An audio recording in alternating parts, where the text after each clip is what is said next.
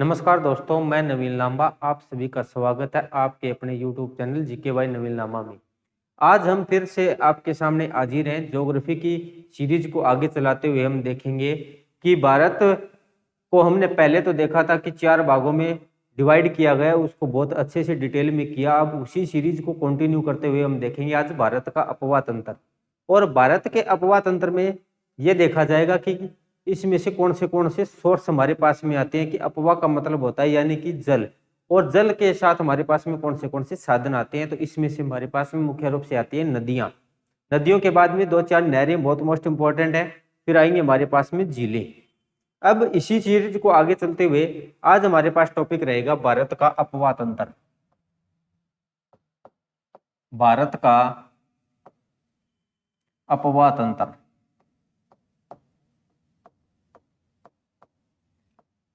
और इस अपवाह तंत्र में हमारे पास में टॉपिक रहेगा, सबसे पहले हम जिक्र करेंगे नदियों का। नदियां, और नदियों को 2 भागों में बांटा जाता है। कौन सी 2 नदियां आती हैं? सबसे पहले आता है हमारे पास में हिमालय की नदियां।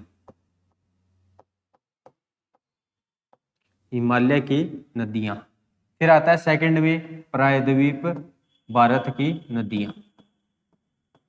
प्रायद्वीप भारत की नदियां। इन 2 भागों में बांटने के बाद में हम देखेंगे कि हिमालय से कौन सी मुख्य नदियां आती हैं, बाकी तो उनकी सहायक नदियां हो जाएंगी भी।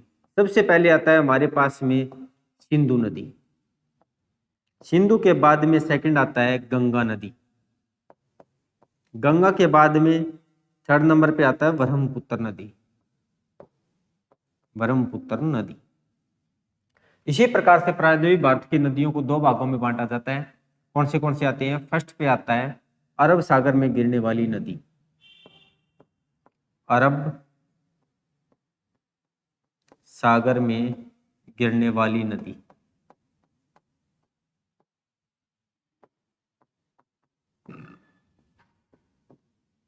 या नदियां। और फिर आता है सेकंड बंगाल की खाड़ी में गिरने वाली नदियां।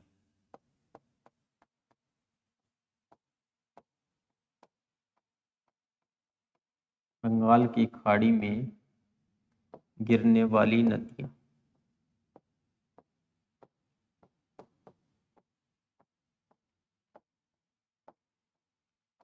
यहाँ पर कौन सी आती है? बंगाल की खाड़ी में जाती है गोदावरी, कृष्णा और कावेरी। अरब सागर में आती है हमारे पास में नर्मदा, ताप्ती, माही, साबरमती। ये वो नदियां आएंगी जो अरब सागर में जाती है। तो अब हमारे पास में हम शुरुआत करेंगे हिमालय की नदियां, और हिमालय की नदियों में हमारे पास में सबसे पहले नदी रहेगी सिंधु नदी अपवाह तंत्र। उसके बारे में देखेंगे क्या रहेगा हमारे पास में हेडिंग, सिंधु नदी अपवाह तंत्र। क्योंकि अकेली नदी नहीं है, इसके साथ में इसकी सहायक नदियां हैं। सहायक नदियों को साथ में हम शामिल कर लेते हैं तो ये हमारे पास में बनता है सिंधु नदी अपवाह तंत्र। सिंधु नदी अपवाह तंत्र। सबसे पहले तो हम ये देखेंगे कि सिंधु नदी अपवाह तंत्र में हमारे पास में कौन सी नदियां आएंगी। तो हम इसको थोड़ा सा एक मैप से ड्रा करते हैं। इसको ड्रा करने के बाद में देखेंगे कि हमारे पास में ओरिजिनल मैप से देखेंगे। आपके लिए पहले भी ये मैप बनाना पड़ेगा आपको। इस प्रकार से ये चलता जाएगा, और ये अपना काम की इतनी चीज है। यहां से एक नदी निकलती है, ग्लेशियर का नाम है सिनकाबाब, ये तिब्बत में है ग्लेशियर। यहाँ से सिंधु नदी चलती है और आगे ये इस प्रकार से चलती जाएगी, जाने के बाद में भारत से, और भारत के बाद में पाकिस्तान, और पाकिस्तान के बाद में गुजरात के पास, इस प्रकार से ये अपना डेल्टा बनाते हुए अरब सागर में गिरती है। फिर इसके बाद में आता है सेकंड नंबर पे इसकी कुछ सहायक नदियां आएंगी, जिस प्रकार से यहीं से चलती है एक नदी जो है झेलम नदी। इस प्रकार से ये चलेगी, ये भारत और पाकिस्तान के मध्य में सीमा बनाएगी। इसको यहाँ पर अच्छे से समझने के लिए भी सिंधु नदी को थोड़ा सा अपने अकॉर्डिंग यहाँ दूर तक ले लेती है। ये झेलम चलती है, और झेलम के बाद में यहीं से इसी के साथ में एक जगह आती है चेनाब नदी, ये चंद्र और भागा दो जलधाराओं से बनी होती है, इसलिए इसका अन्य नाम भी चंद्र और भागा भी होता है। यानी कि हमारे पास में फर्स्ट पे आता है सिंधु, सिंधु के बाद में आएगा झेलम,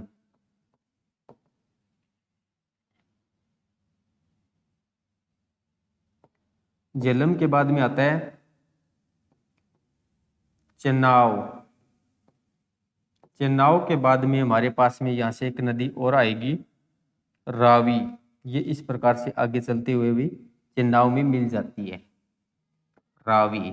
रावी का उद्गम होता है रै से रावी और रै से रोहतांग दर्रे के पास। जब हमने हिमालय पढ़ा था तब इसमें इस दर्रों का बहुत अच्छे से जिक्र किया है। जिस स्टूडेंट ने हिमालय नहीं पढ़ा है ना, तो नदियां पढ़ना उसके लिए थोड़ा मुश्किल होगा भी। इसी को आसान बनाने के लिए हिमालय को पढ़ना बहुत ज़्यादा जरूरी है। उसकी वीडियोज हमने पहले डाल दी है क्योंकि वो इसका बेस है।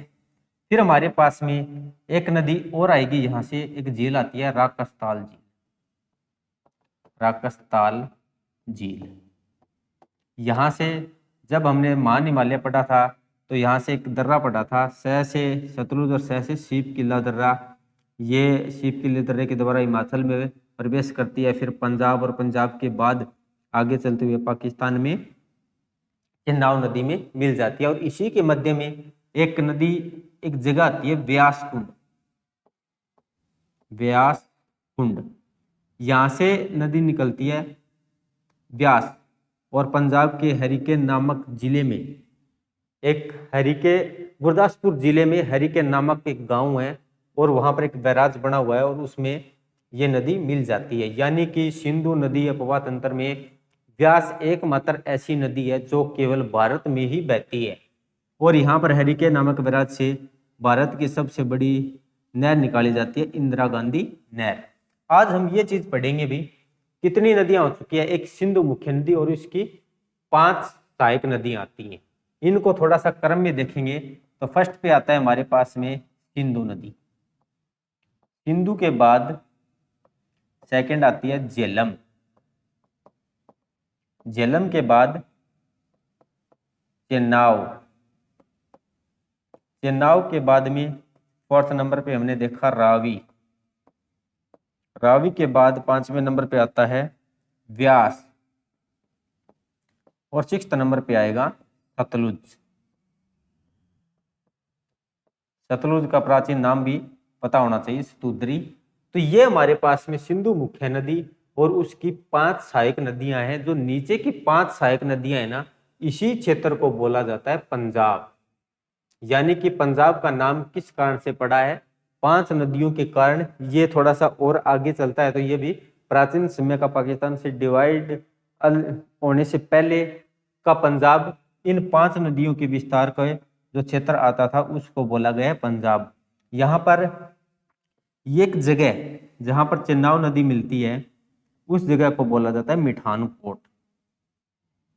और ये मिठानकोट बहुत बार एग्जाम में पूछा गया है, मिठानकोट। उसके बाद इसकी कुछ अन्य सहायक नदियां और भी आती हैं, उसको भी देखते हैं अभी कौन सी कहां से आती है। यहां से हमने देखा था एक ग्लेशियर आया था हमारे पास में भी, सियाचिन ग्लेशियर। और सियाचिन ग्लेशियर के बाद में एक रियो हिमानी ग्लेशियर भी है। यह ग्लेशियर आता है सियाचिन, सियाचिन। सियाचिन के बाद में एक ग्लेशियर आता है रियो हिमानी। यहां से एक नदी निकलती है श्योक, ये इस प्रकार से चलेगी। ये नदी है श्योक। और सियाचिन से नदी आती है नुब्रा, ये इसकी सहायक नदी है। आप इस प्रकार से बना लेना। और ये कौन सी नदी है, नुब्रा। और बहुत बार एग्जाम में पूछा गया प्रश्न कि सियाचिन ग्लेशियर का पानी कौन सी नदी में आता है, तो नुब्रा नदी में आता है भाई। ये प्रश्न पूछा जाता है, इसलिए मोस्ट इंपोर्टेंट अपना। तो और ये रियो हिमानी से श्योक नदी आती है, ये इसलिए भी इंपॉर्टेंट हो जाती है क्योंकि नुब्रा श्योक की सहायक नदी है, श्योक। इस प्रकार से ये हमने भी इनको बहुत अच्छे से देखा है। अब इसको थोड़ा सा मैप से देख लेते हैं भी। आपको इस प्रकार से बनाना है और अन्य चीजें इसको खुला खुला बनाइए आप लोग। कुछ अन्य सहायक नदियां और इनके किनारों पर शहर और झील, ये चीजें आएंगी जिससे भी आपको यहीं पर डिफाइन करते चले, जिससे बहुत और आसानी से आपको समझ में आ सके। इन चीजों के बारे में हमने देख लिया, सिंधु, झेलम, चिनाब, रावी, ब्यास और सतलुज। अब थोड़ा सा इसको मैप से देख रहे हैं हम, तो मैप से देखेंगे तो हमारे लिए और सुविधा हो जाएगी। 1 मिनट के लिए आपके पास मैप अभी आ रहा है, ये आ चुका है भी मैप। यहां से हमने यही तो देखा है ना कि सिंधु नदी का उद्गम कहां से हो रहा है हमारे पास, यही तिब्बत में सिनकाबाब ग्लेशियर, ये मानसरोवर झील के पास में ग्लेशियर है भाई, उससे होता है। बहुत बार ये एग्जाम में भी पूछा जाता है। फिर से ये हमारे भारत में आती है, भारत में इस प्रकार से जम्मू कश्मीर में बहते हुए, और ये यहाँ से यू टर्न लेगी और आगे चली जाती है। ये वो जगह है मिठानकोट जो आपको दिखाई दे रही होगी। और उसके बाद हमने देखा झेलम। झेलम इस प्रकार से ये चल रही है और ये भारत और पाकिस्तान के मध्य में एक नदिया सीमा बना रही है, और ये आगे चलती जाएगी जी। फिर हमने देखा चेनाब नदी, ये भारत से इनका उद्गम हो रहा है, 2 जलधाराओं से इनका उद्गम होगा, ये भी हमें पता होना चाहिए, चंद्र और बागा। और ये फिर आगे चलते हुए भी ये आगे चलती जाएगी और मिठानकोट में सिंधु नदी में मिल जाती है। फिर इसी के नीचे आती है रावी, रै से रावी और रै से रोहतांग दर्रे से इसका उद्गम होता है और सीधे ये भाई चेनाब में मिल जाती है। इसके नीचे आता है हमारे पास में सतलुज, ये यहाँ से आती है, यहाँ पर झील बनी हुई है राकसताल झील। राकसताल झील के बाद ये आगे इस प्रकार से चलती जाएगी भी, और ये सतलुज है, यहाँ पर हरिके बैराज आएगा, ये पंजाब के गुरदासपुर जिले में है, और इस प्रकार से होती हुई ये भी चेनाब नदी में मिल जाती है। ये हमारे पास में क्या है, सिंधु की सहायक नदियां 5 और सिंधु इसकी मुख्य नदी है। अब हमारे पास में एक छोटी सी व्यास बस्ती है, ये भी कहाँ पर आती है, इसी में आती है, और इसका उद्गम व्यास कुंड से होता है और गुरदासपुर जिले के हरिके नामक बैराज में सतलुज नदी में मिल जाती है। बहुत ही आसान सी बातें हैं। ये सीक्वेंस भी पूछी गई है 6 नदियों की कि आप उत्तर से दक्षिण की ओर इन्हें सीक्वेंस में लगाइए। फिर यहाँ से एक नहर निकाली जाती है जो इस प्रकार से चलेगी आगे, और ये राजस्थान में जाते हैं, और भारत की सबसे बड़ी नहर है इंदिरा गांधी नहर। आप वो मैप भी बना सकते हैं, लेकिन ये मैप भी थोड़ा सा डिजिटल है, तो आप ये बनाने की कोशिश कीजिए जिससे भी आपको और आसानी हो। यहाँ से 2 नदियाँ उसकी ओर सहायक ओर आ रही है, ये आती है श्योक, और इसको यहाँ पर नुब्रा, इस प्रकार से बना लीजिए आप। ये हमारे पास में सियाचिन ग्लेशियर रहेगा, और यहाँ से ये नदी आ रही है नुब्रा, और ये आ रही है श्योक। मोस्ट इंपॉर्टेंट नदी है भी श्योक। नुब्रा कहाँ से निकल रही है, सियाचिन, सियाचिन, और ये रियो हिमानी ग्लेशियर, रियो हिमानी हिमनंद, हिमनंद। अब थोड़ा बहुत इसके और सहायक नदियां भी पाकिस्तान से और भी आती है, उनको भी याद रखना पड़ेगा। यहां से एक नदी आती है गिलगित, गिलगित नदी, जो पाकिस्तान से आती है, सिंधु की सहायक नदी है। इसके बाद में नीचे आती है एक नदी आती है कुर्रम, कुर्रम। फिर आती है गोमल। ये सहायक नदियां, इनको आपको भी अच्छे से ध्यान में रखना है, कोई ज्यादा नोट करने की जरूरत नहीं है, एग्जाम में पूछ ली जाती है, क्योंकि ये सिंधु की सहायक नदी है। और कौन से तट से आती है, ये हमारे पास दाएं तट से आती है, यानी कि पाकिस्तान और अफगानिस्तान से ये आने का काम करती हैं। ये चीजें हमारे पास में रहेगी। अब हमारे पास इसको डिटेल में देखेंगे। पहले हमारे पास में टॉपिक आएगा सिंधु नदी अपवाह तंत्र। सिंधु नदी, इसको थोड़ा सा और आगे देखते हैं। ये आता है अभी हमारे पास में एग्जैक्ट,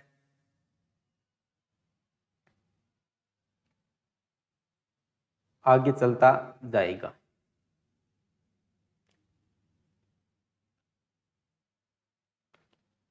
यहां से आप देखोगे तो क्या आ रहा है हमारे पास में, ये आ रही है सिंधु नदी।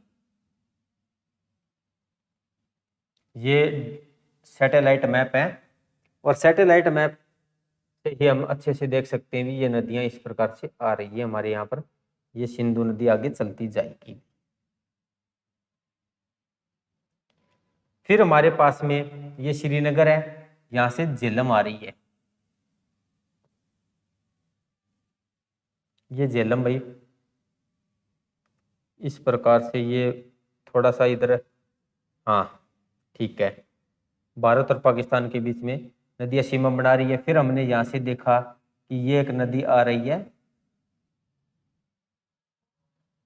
चेनाब, ये मुख्य नदी है। फिर इसी से स्टार्ट हो रही है व्यास, ये इस प्रकार से आगे आ रही है अभी।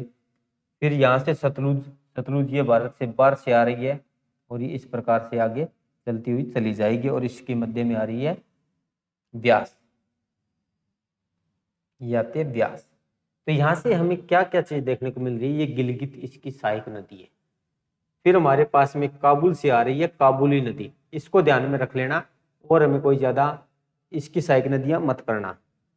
और हमारे पास में कुर्रम, कुर्रम नदी, ये भी एक मोस्ट इंपोर्टेंट नदी अभी कुर्रम एग्जाम में पूछी गई है।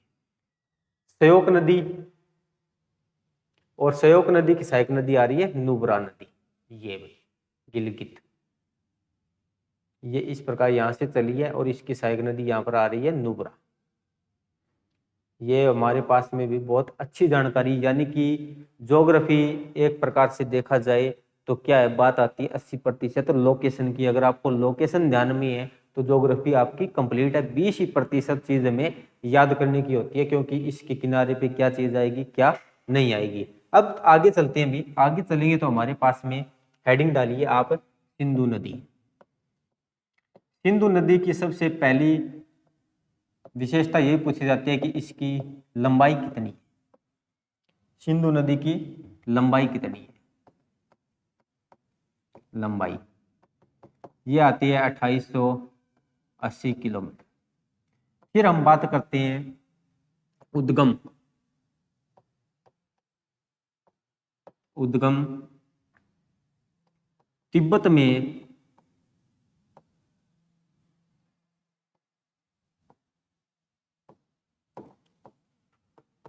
सिनकाबाब, सिनकाबाब हिमनद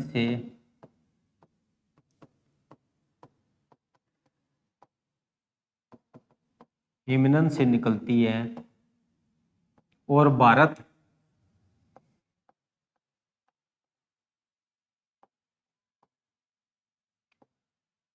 के जम्मू कश्मीर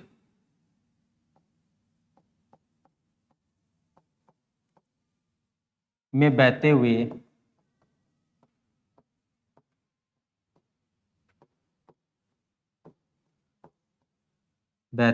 पाकिस्तान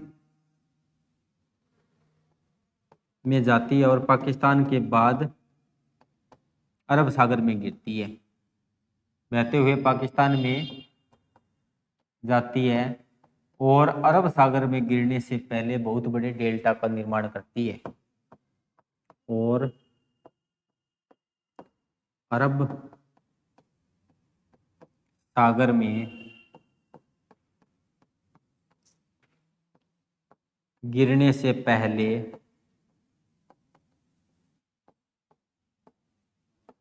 बहुत बड़े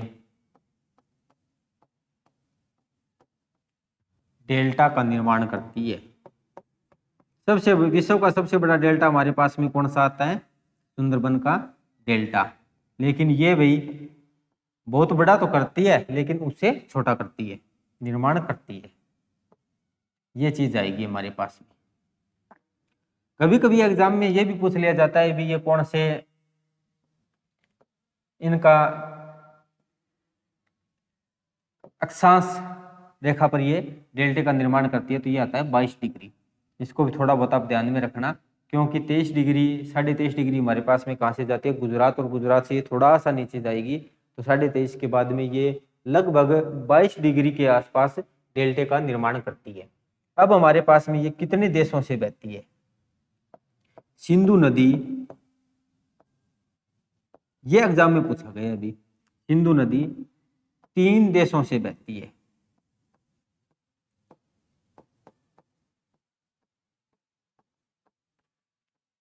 तीन देशों से बहती है। कौन से आते हैं? शुरुआत में आया था तिब्बत यानी कि चीन। चीन के बाद में हमारे पास में आता है भारत, और भारत के बाद पाकिस्तान। ये इनकी स्टार्टिंग से लेकर एंड तक देशों का क्रम है, और इसी क्रम में पूछा गया था। फिर आता है सिंधु नदी के दाएं तट पर ले शहर स्थित है। सिंधु नदी के दाएं तट पर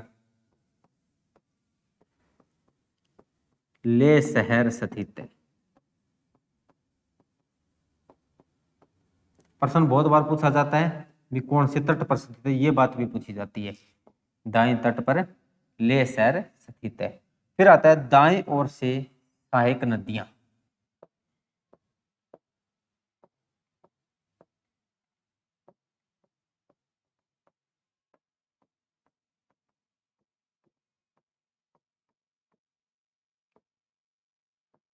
सहायक नदियां कौन सी आती हैं?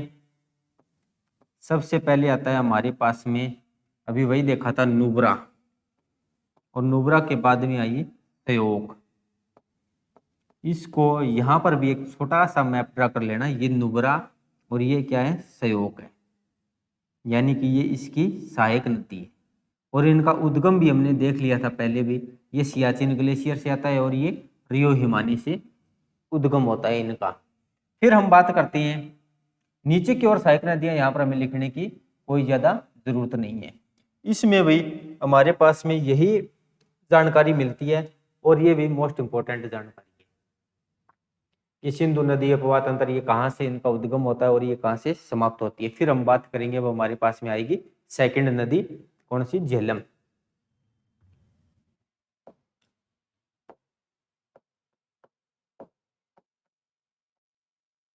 झेलम नदी, इसका उद्गम कहाँ से होता है? जम्मू कश्मीर के एक वेरीनाग जगह और शेषनाग झील से इसका उद्गम होता है। झेलम नदी, इस नदी का उद्गम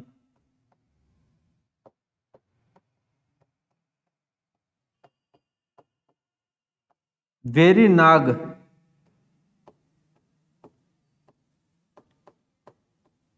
के पास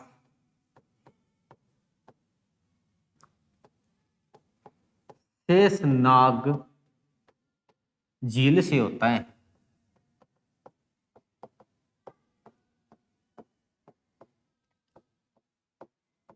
अगर सिंपल झील पूछ ली जाए तो कौन से होगी? शेषनाग। जगह पूछ ली जाए तो वेरीनाग। फिर ये उसके आगे बुल्लर झील को जल प्रदान करती है, और बुल्लर झील को जल प्रदान करने के बाद में इसके किनारे पे आता है श्रीनगर के रास्ते से बहते हुए भारत और पाकिस्तान के मध्य 170 किलोमीटर की नदीय सीमा बनाती है। और उसके बाद पाकिस्तान के जंग में जाकर ये चेनाब नदी में मिल जाती है। थोड़ा सा और देखते हैं हमारे पास में भी क्या क्या विशेष बातें आ रही है। इसमें से ये थोड़ा सा जम्मू कश्मीर रहेगा, ठीक है जी। ये सिंधु नदी आ रही है हमारे पास में, इसका उद्गम इस प्रकार से हुआ है, और ये भारत और पाकिस्तान के मध्य में नदी सीमा बना रही है। यानी कि यहाँ से इस झील से ये चलने के बाद में इस पे एक रास्ते में आती है बुल्लर झील। बुल्लर झील, बुल्लर झील को जल प्रदान करते हुए आगे चलेगी तो इसके किनारे पे आता है श्रीनगर। बहुत बार प्रश्न पूछा जाता है। और फिर ये भारत और पाकिस्तान के मध्य में 170 किलोमीटर नदी सीमा बनाती है, और आगे चलेगी तो ये नीचे हमारे पास में चेनाब नदी आ जाती है। पाकिस्तान में जंग के पास ये चेनाब नदी में मिल जाती है। बहुत अच्छी जानकारी है अभी। फिर ये इसका उद्गम होता है बुल्लर झील को जल प्रदान कर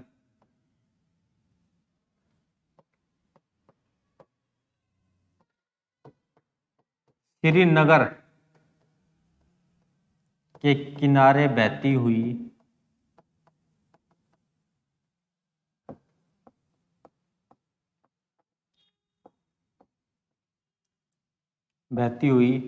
भारत और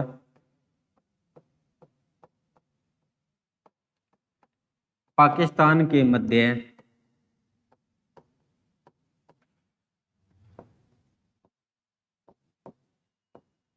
170 किलोमीटर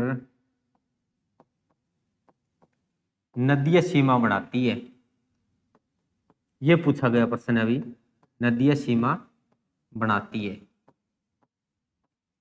उसके बाद पाकिस्तान में जंग के निकट ये चेनाब नदी में मिल जाती है। इसके बाद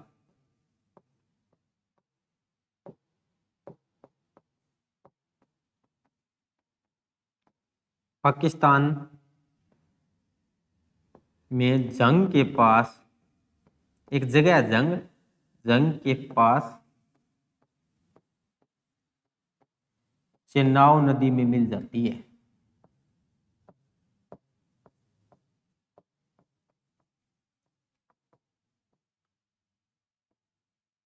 क्योंकि चेनाब नदी क्या है अभी, इसकी मुख्य नदी है।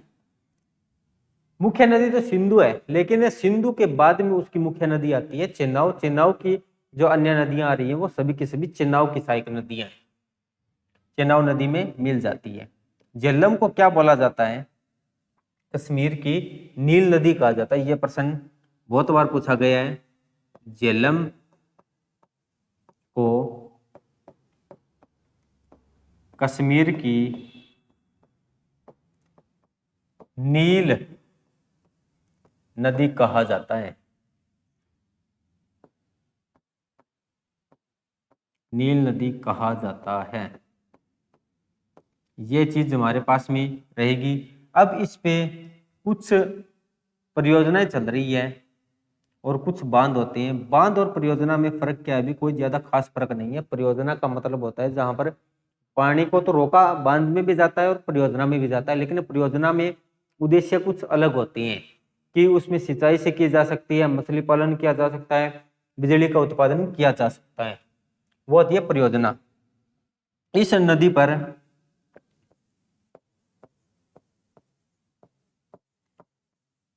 तुलबुल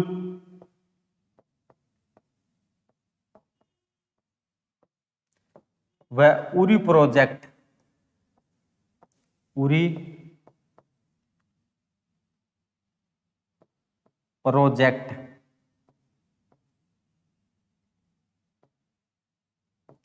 स्थित है।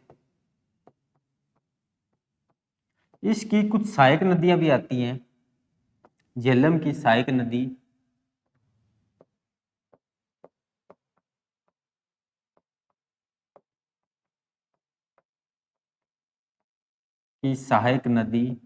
या नदियां किशन गंगा और लिद्दर, दोनों एग्जाम में पूछी गई है जी। किशन गंगा और लिद्दर,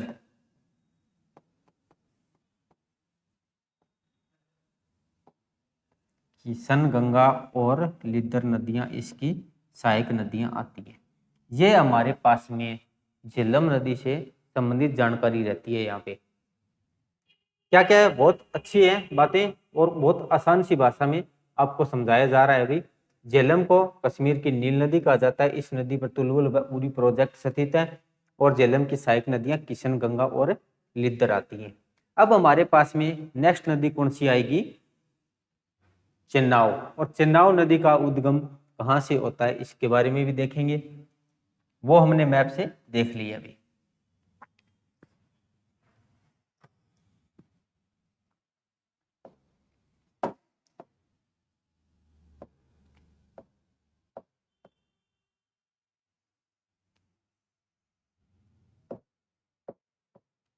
चेनाब नदी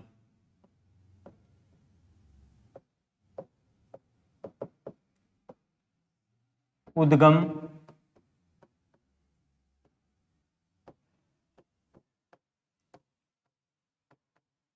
हिमाचल के बारालाचा दर्रा से होता है। हिमाचल में एक दर्रा है बारालाचा दर्रा। जब हमने मान हिमालय देखा था तब इसका जिक्र किया था भाई। उद्गम हिमाचल में बारालाचा दर्रा से होता है। और इसकी क्या विशेषता है? यह सिंधु की सबसे बड़ी सहायक नदी है या मुख्य सहायक नदी है। यह सिंधु की सबसे बड़ी सहायक नदी है।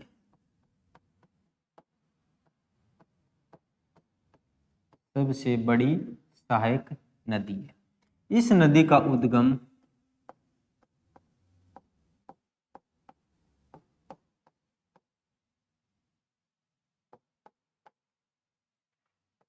संदर और बागा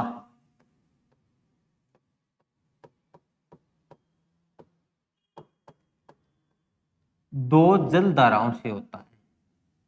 दो जल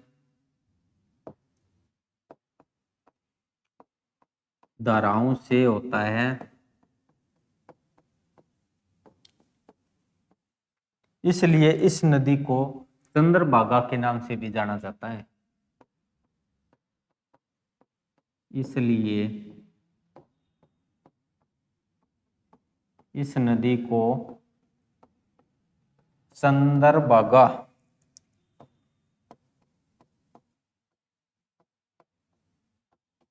के नाम से जाना जाता है।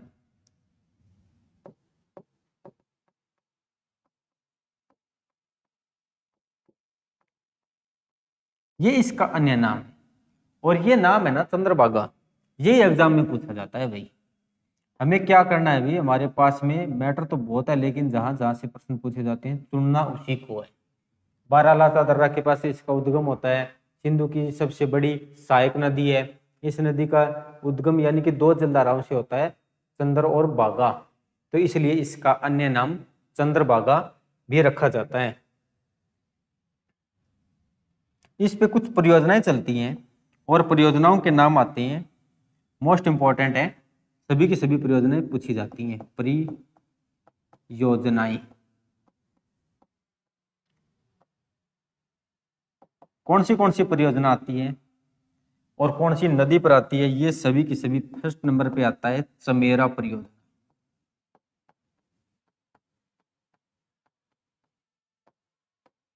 चमेरा परियोजना। फिर आता है सलाल परियोजना। थर्ड पे आता है हमारे पास में बगलीहार परियोजना। बगलीहार परियोजना। फोर्थ पे आता है दुलहस्ती।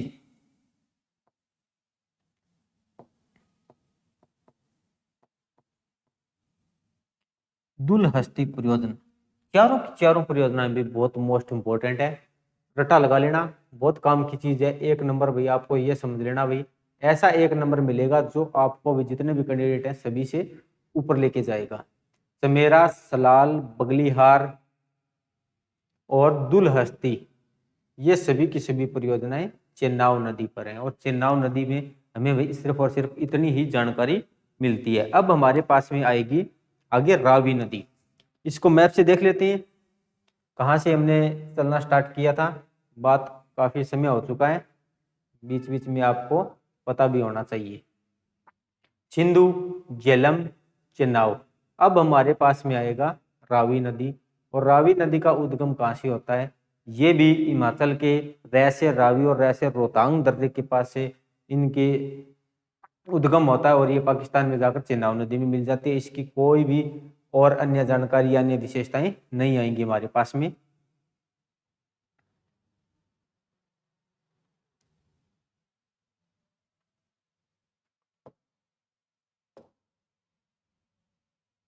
हाँ जी, अब हमारे पास में आगे आती है रावी नदी।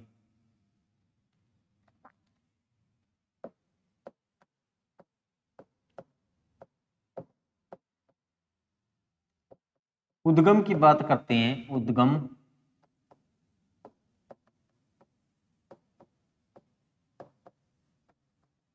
हिमाचल में र से रवि और र से रोहतांग दर्रा से होता है।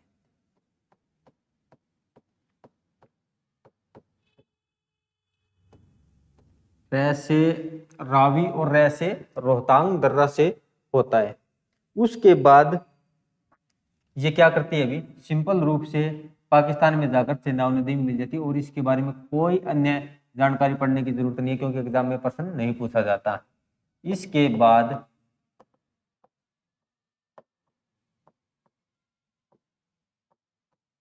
यह नदी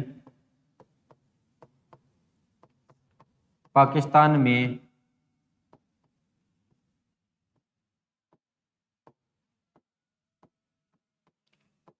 चेनाब नदी में मिल जाती है।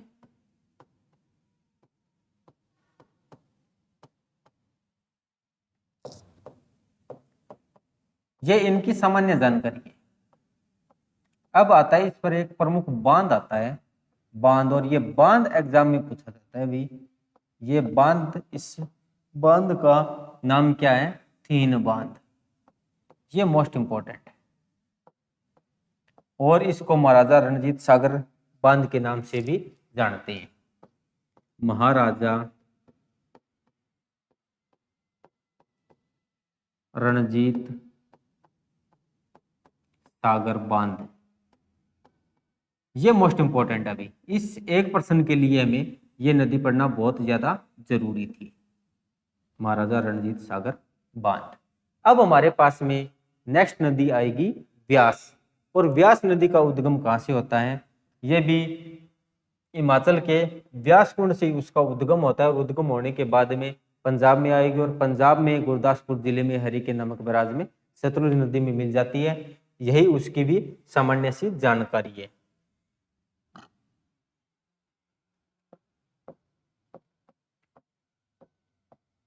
व्यास नदी उद्गम व्यास कुंड, सिंपल भाषा में अब शॉर्टकट में चलेंगे, उद्गम व्यास कुंड।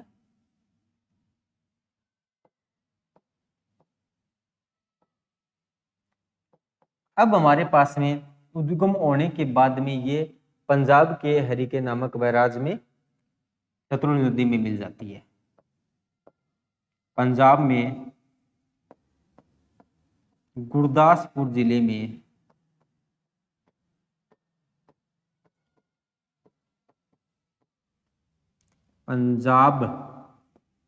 गुरदासपुर जिले में हरिके नामक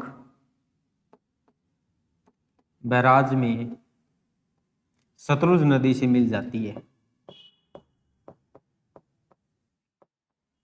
सतलुज नदी से मिल जाती है। ये इसके बारे में भी अच्छी जानकारी है। यह सिंधु नदी अपवा तंत्र की एकमात्र नदी जो केवल भारत में बहती है, ये प्रश्न पूछा जाता है। सिंधु नदी अपवा तंत्र की नदी जो केवल भारत में बहती है। इस पर पहले बांध की बात करते हैं। बांध कौन सा होता है, पोंग बांध। बांध और ये परियोजना भाई सीधा सीधा रटा लगा लेना, बहुत मोस्ट इंपॉर्टेंट है। कौन सी नदी पर आती है, पोंग बांध। सिंधु नदी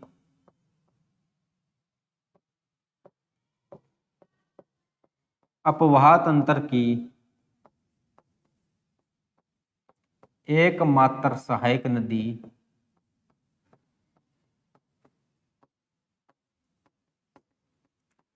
जो केवल भारत में बहती है।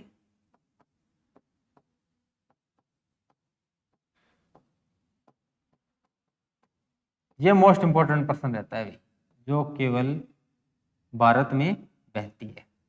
यह व्यास नदी से संबंधित हमें पास जानकारी है। उद्गम होता है व्यास कुंड से, उसके बाद पंजाब के गुरदासपुर जिले में हरिके नामक बराज में मिल जाती है। ये बात भी मोस्ट इंपॉर्टेंट रहेगी। बांध पूछा गया है और सिंधु नदी अपवाह तंत्र की एकमात्र सहायक नदी जो केवल भारत में बहती है। अब हमारे पास में आता है लास्ट नदी जो कि सतलुज नदी, और सतलुज नदी भी जो इनकी सहायक नदियां हैं, सिंधु के बाद सबसे मोस्ट इंपोर्टेंट नदी आती है सतलुज। क्यों आती है? क्योंकि इसका उद्गम भारत से बाहर होता है, और भारत के बाहर होने के कारण भी, और वहीं से लोकेशन पूछी जाती है कि इनका उद्गम कहाँ से होता है। सबसे पहले आती है सतलुज।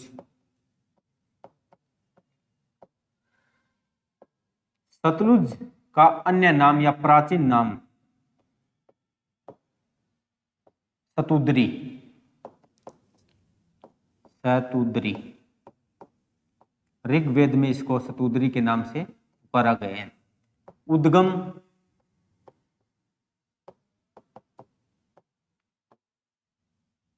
राकसताल झील, और राकसताल झील थी कहां पर? तिब्बत में। तिब्बत में राकसताल झील से होता है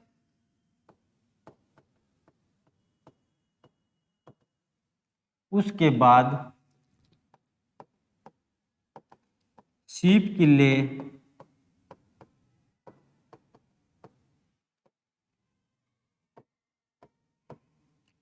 दर्रे के द्वारा हिमाचल प्रदेश में प्रवेश करती है।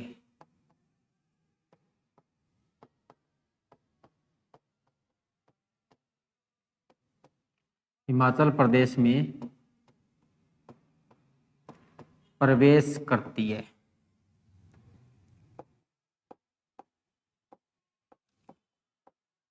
और उसके बाद हिमाचल प्रदेश में इसके जल को कंट्रोल करने के लिए एक कृत्रिम झील बनाई गई है। उस झील का नाम है गुरु गोविंद सागर झील।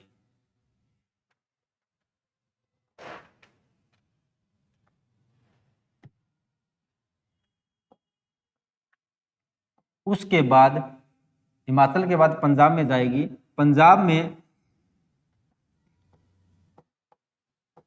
पंजाब से होते हुए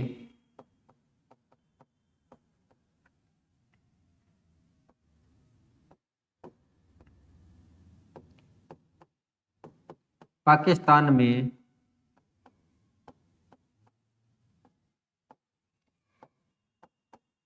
चेनाब नदी में मिल जाती है। चेनाब नदी में मिल जाती है। ये इसकी बेसिक सी जानकारी है।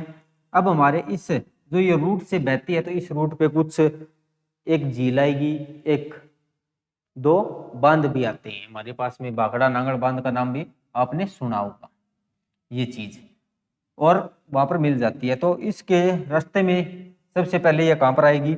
इस प्रकार से ये बहती है अभी। यहाँ पर हमारे पास में आता है हिमाचल। हिमाचल का विस्तार में इस प्रकार से देखा जाता है, और उसके बाद भी आएगी पंजाब में, और ये पंजाब यहाँ पर इस प्रकार से आता है।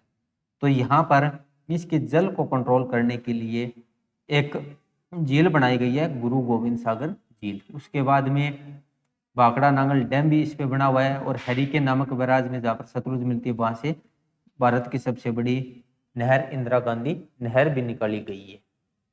अब देखते हैं इसमें इसके जल को नियंत्रित करने के लिए हिमाचल प्रदेश में कृत्रिम झील बनाई गई है, गुरु गोविंद सागर झील।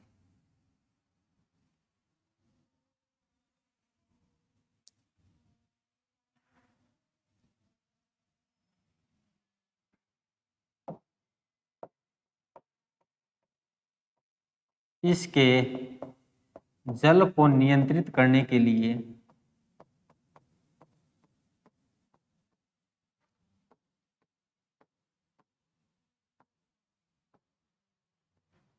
हिमाचल प्रदेश में गुरु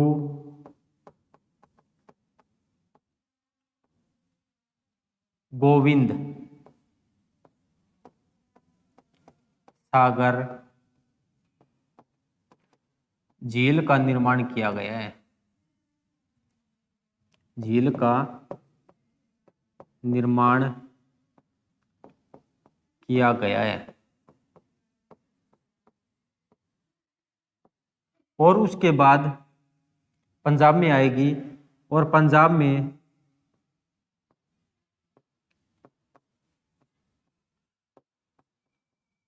हरिके नामक बैराज में व्यास नदी मिलती है। व्यास नदी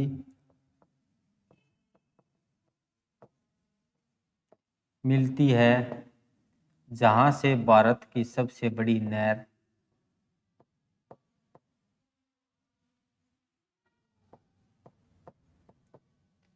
भारत की सबसे बड़ी नहर इंदिरा गांधी नहर, इंदिरा गांधी नहर निकाली गई है।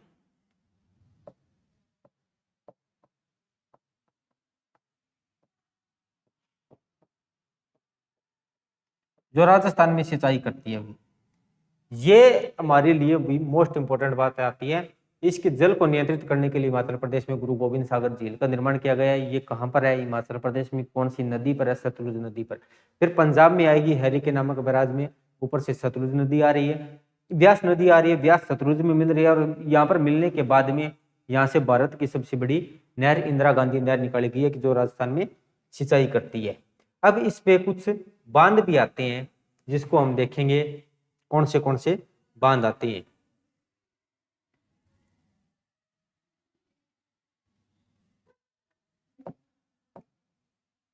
बांध, नाफ्ता जाखरी बांध,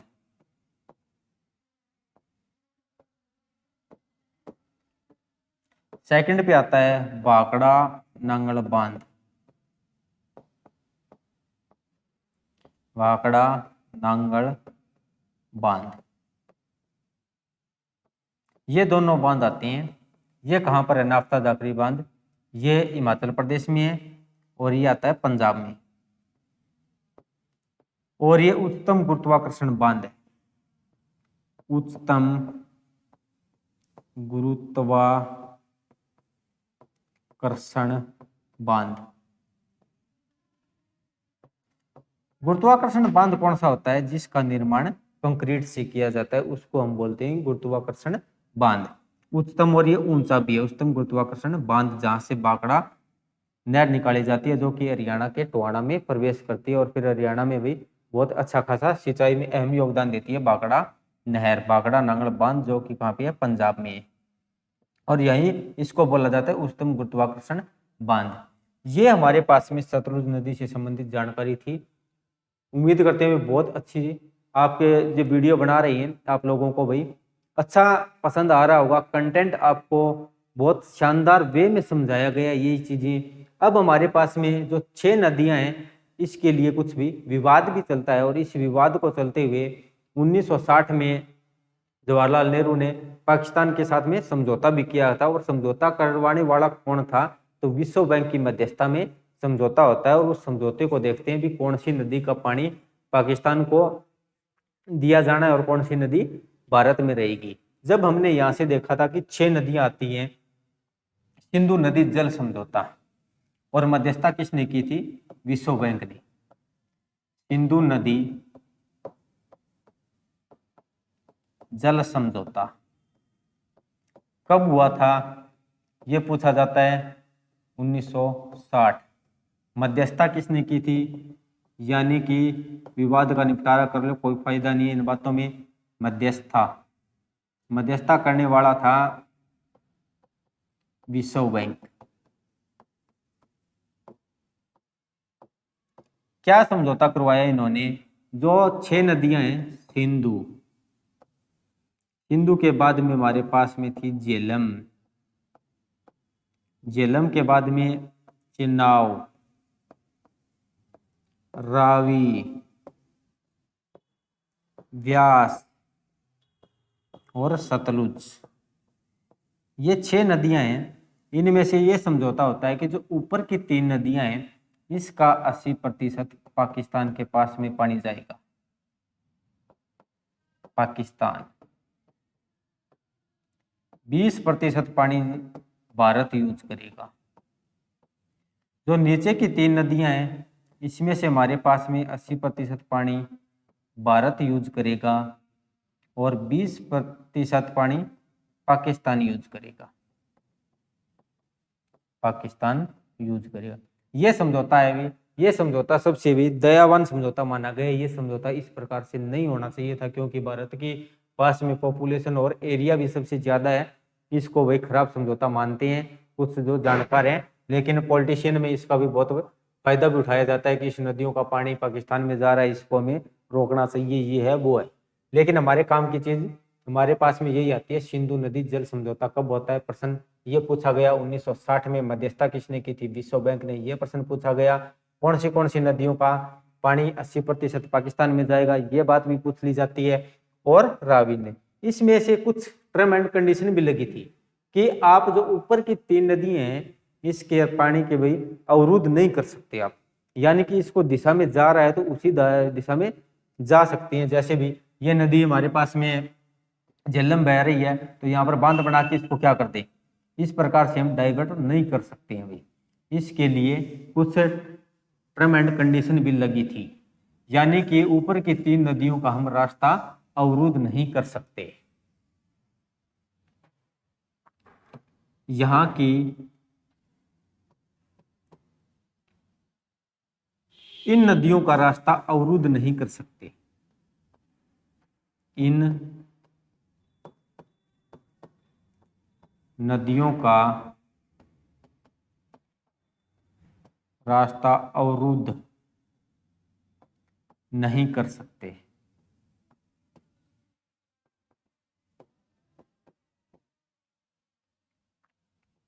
जो नीचे की 3 नदियां हैं इनका रास्ता अवरुद्ध कर सकते हैं, लेकिन 20% पानी जाना ही देने ही होगा। लेकिन क्या है, इस प्रकार से जब यहाँ पर नदी आ रही है तो बांध बनाकर क्या है 80% पानी हम भारत में इसको डाइवर्ट कर सकते हैं, लेकिन 20% पानी में पाकिस्तान में भेजना ही होगा। ये भी कंडीशन लगी थी।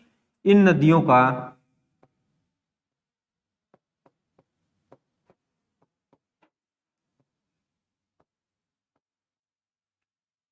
रास्ता अवरुद्ध कर सकते हैं,